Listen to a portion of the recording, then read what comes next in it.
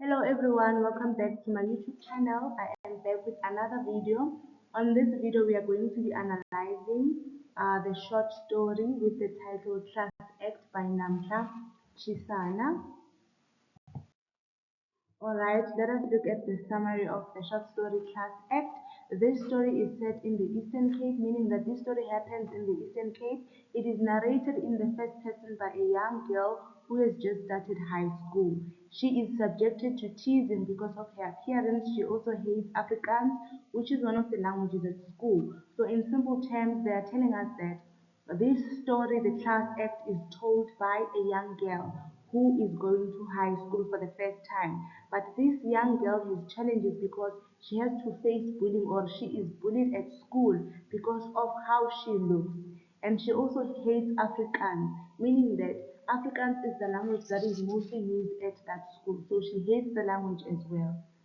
The pressure she feels makes her to hate school. She tries to adapt in order to survive and get by. Because she is a new learner who's going to start a new school or a new grade, obviously she feels under pressure. However, she has to adapt. Okay. The narrator is alienated from schoolmates and finds it difficult to make friends. Mr. Souls, her English teacher, cannot control his own class, and that gives Renato, who has failed Standard 6 3 times, an opportunity to bully the learners. Okay?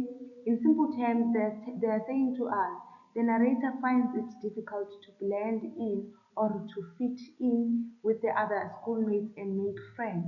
We are also introduced to the English teacher, Mr. Souls, who struggles to control his classroom, who struggles to control the learners in his class. As a result, a repeater who goes by the name of Renat, who has repeated a single grade 3 times, bullies new learners or bullies other learners because the English teacher allows it, because he cannot control the learners. So since he cannot control his learners, he therefore allows Renato to do what? To bully other learners. He makes them stand in front of class to inspect their uniform. He then called the narrator Sister Mary Clarence because of her long uniform. Sister Mary Clarence is one of the nuns in the movie Sister Act, okay? So Renato, the bully, makes the new learners to stand in front of the class so that he can inspect, so that he can check their uniform if their uniform is up to standard. It turns out that the narrator's uniform is very, very long. The narrator's tunic that she was wearing on that day is very long. And then Renato decides to tease her or bully her by calling her Sister Mary Clarence from the Nuns movie called Sister Act. I will show you as we go on the Nuns movie Sister Act, as well as uh, the, the, the this is the Mary Karen's comment, okay? She does not report the bullying. The narrator, the one who tells us the story, does not report the bullying to her mother and her aunt, but she fights the demons alone all by herself. She looks up to her elder sister Ayano, who has just finished school, okay? The adults contribute to their suffering. The adults contributed to her suffering by ignoring her request to have the tunic shortened. Firstly, it is her aunt who cannot do it because there is no cotton thread matching the tunic. Then it is her mother who cannot find the time to do it. In simple terms, here, good people, they are telling us that the adults in the narrator's life also contributed to the bullying that the narrator is facing, because the tunic was very, very long, it's clear, and the narrator has asked two people, two adults, to help her shorten the tunic. But the first adult gave her an excuse and said there is no cotton thread matching the tunic. The other adult, being her mom, said that she is busy, she has no time to do it. So that's what they mean. But when they say the adults also contributed. The narrator is 12 years old and is not involved in decision making. Her aunt indicates she prefers to keep the uniform long. Yes, you cannot expect a 12-year-old to be able to make a decision, right? Decisions, right? And on the other hand, the aunt said that the tunic is fine as long as it is, you will grow into it, okay? But unfortunately, the narrator ended up being bullied and ended up being called names because of this long tunic. The narrator finally tells her sister, about the taunts, about the teasing and the bullying that she is facing at school. The tunic is adjusted or shortened part. She is then teased for the thick hem and white cotton thread. She is further ridiculed because of the color of her underwear as well as her black knees. The renewed bullying makes her feel she is better off called Sister Mary Clarence because nobody knows what color underwear the nuns wear. So eventually, the narrator reached out to her sister Ayanda, and Ayanda tried to solve the narrator's problem by shortening what? The tunic. Unfortunately, shortening the tunic brought the narrator more problems because now she got bullied because of what? Of the thick hem of the tunic, because of the white cotton thread that does not match the color of the tunic, because of the underwear that was now visible because the tunic is now short, and also because of her black knees. You see, so now shortening the tunic brought the narrator more problems to a point that she ends up saying to herself, it was better to be called Sister Mary Clarence the nun than being ridiculed in this way. I hope that makes sense, good people. Now we are going to move on to the title itself. The phrase class act refers to an excellent performance or someone whose performance is extraordinary or excellent. The phrase also refers to someone who is generally well mannered. Looking at the narrator's life and experiences, she does not lose her temper or even talk back when ridiculed, but instead she acts cool, nonchalantly throughout the story. Okay, so this one is fitting. Class act refers to someone who is well mannered, and the narrator is indeed well mannered because even after being bullied at school, we didn't see her going to her parents to maybe lash out her frustrations on the aunt or on her mom. Instead, she just went to her sister. So that also indicates that someone is well mannered because if the adults had came to her rescue and fixed this tunic problem earlier and did the right thing by shortening it, I'm sure none of these things would have happened. Okay, but anyways, we move on. The title, in a way, is linked to the movie Sister Act because of the long tunic the narrator wears at school. The narrator is linked to one of the nuns, Sister Mary Clarence, portrayed by Whoopi Goldberg in the movie. The narrator is ridiculed and even quoted by the nun's name. The narrator is ridiculed. Sorry, there's a typo there. But in simple terms, we're trying to say that the narrator was ridiculed, right? And even called by the nun's name. As you can see, the Sister Act movie. This is the nun, Sister Mary Clarence. You can see the dress that she's wearing. It's very, very long, right? That is why the learners were teasing the narrator, calling him Sister Mary Clarence. This is Sister Mary Clarence, the one that you're looking at, portrayed by Whoopi Goldberg. Okay.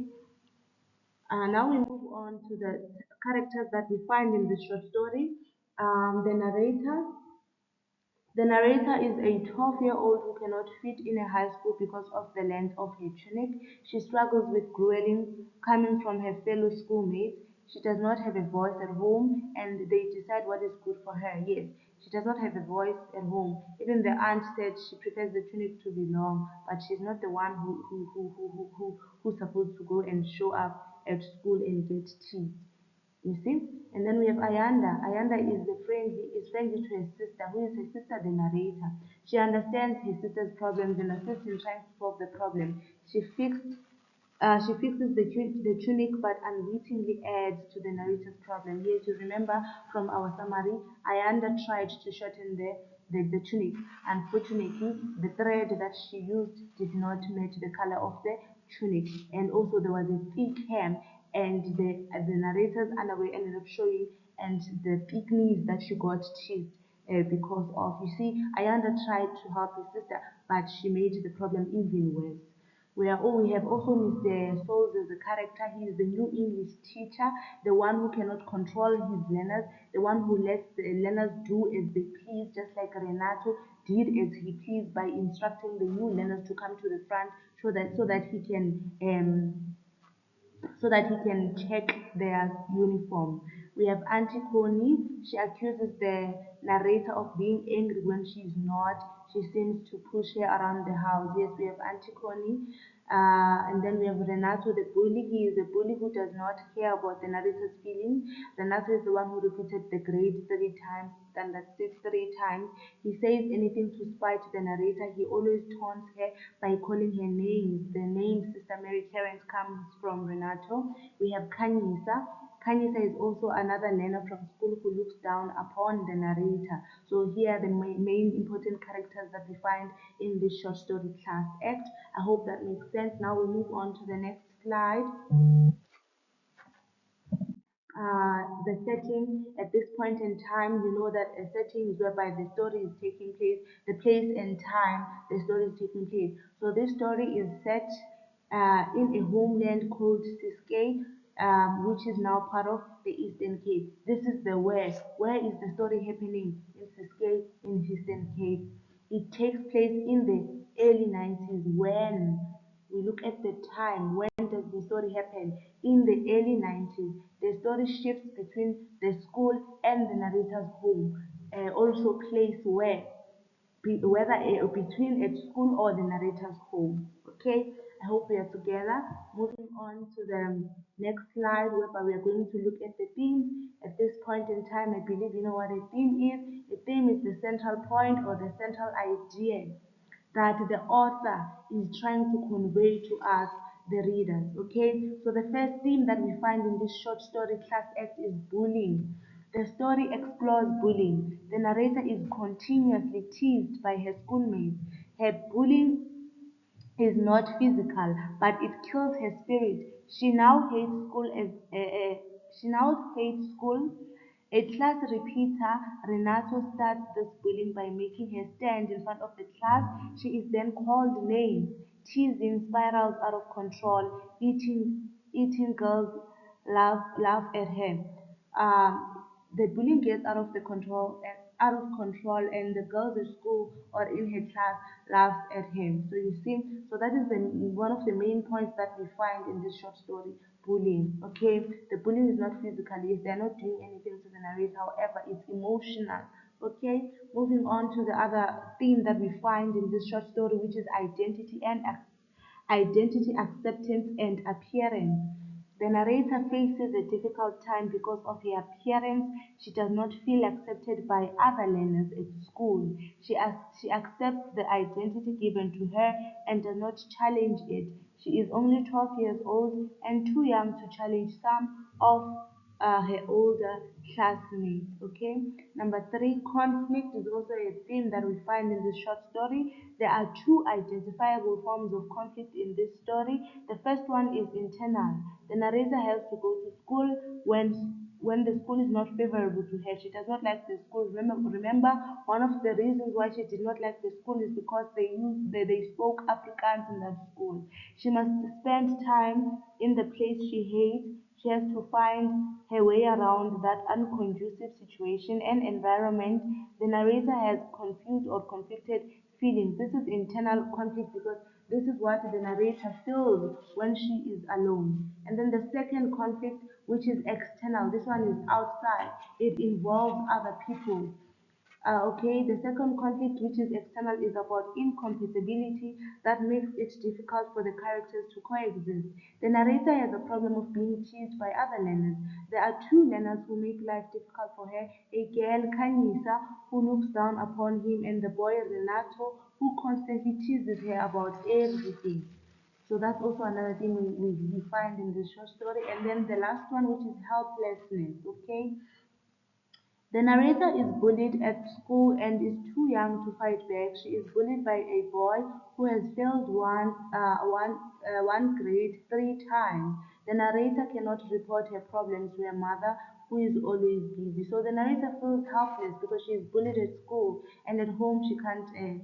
She decides to not tell her mom and instead confides in her sister. But unfortunately, the sister could not help her with the problem. In fact, the problem ended up getting worse. So she ended up feeling what helpless as well. So these are the main points, or this is the main message that the author was trying to convey to us, the readers, thus making these the themes of the short story class act. Okay.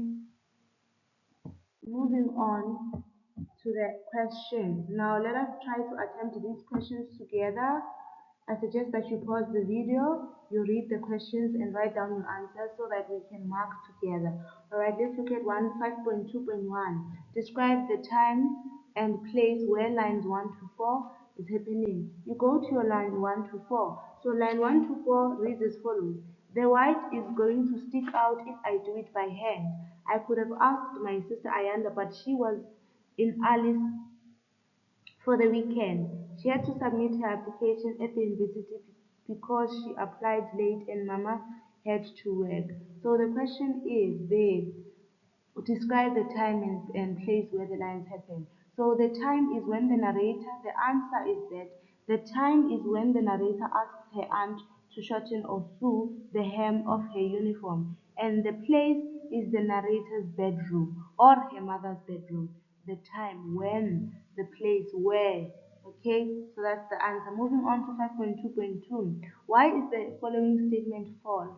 The narrator's mother is a social worker. That statement is false because the narrator's mother is a nurse. So the correct answer is that the narrator's mother is a nurse. Okay? 5.2.3. Refer to line 6 to 9. Line 6 to 9 reads as follows. Gino brought a small battery operated radio to school and played it in class. Our English teacher, Mr. Souls, couldn't get the class to keep quiet during the last period, so he took his briefcase from the cupboard, put it on his desk, and laid his head on it. So the question is, when we refer to these lines, what does the fact that Dino brings a radio into the class tell us about the atmosphere in the classroom? The correct answer is either the classroom is disorganized or the classroom is out of control. B. What do these lines reveal about Mr. Soul's character? The correct answer is that Mr. Soul is irresponsible or he is overpowered or overwhelmed or unable to maintain discipline in class. Okay? Moving on to the 5.2.4, refer to lines 11 to 12. Lines 11 to 12 reads as follows. He made us, the freshers, stand in front of the blackboard while he surveyed our uniform. What does the narrator mean by freshers? The correct answer is that freshers are the new learners or people who are new in high school for the first time or new grade 8 learners. B. Choose the correct answer.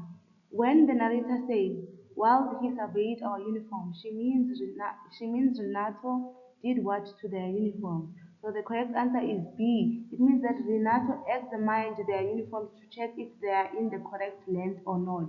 5.2.5. Why doesn't Renato have a piece of chalk in his hand? State 2 points. 5.2.5. The correct answer is that Renato uses the chalk to draw a line or make a mark on the tunic, skirt, or school dress to indicate the preferred length. 5.2.6. Refer to lines 15 to 16. Tell us, Sister Mary Terence, what's your excuse? This is not a convent. So a convent, good people, is a school that is run by Catholics. So the correct answer for 5.2.6a is that he is mocking or is being sarcastic or insulting. 5.2.6b, why would Renato use this tone in these lines? The correct answer is that Renato pokes fun at the narrator's long tunic skirt or school dress, which resembles or looks like a nun's dress. 5.2.7, refer to lines 17 to 18, which reads as follows. The class's laughter sounded like thunder in my ears, and I could feel my head spinning. What do these lines tell us about the narrator's state of mind? Substantiate, support your answer. The correct answer is that the narrator is embarrassed. Now substantiate, because the other learners in the class are laughing at her. Moving on to 5.2.8, the title Class Act is suitable for this short story. Discuss your view. Do you think the title is suitable, yes or no? If you say yes, substantiate. If you say no, also substantiate. Provide reasons, okay? For the people who are saying yes, the title is suitable. You can either say yes, the title is suitable because of the action in which the narrator is mocked, takes place in the classroom, hence the title Class Act.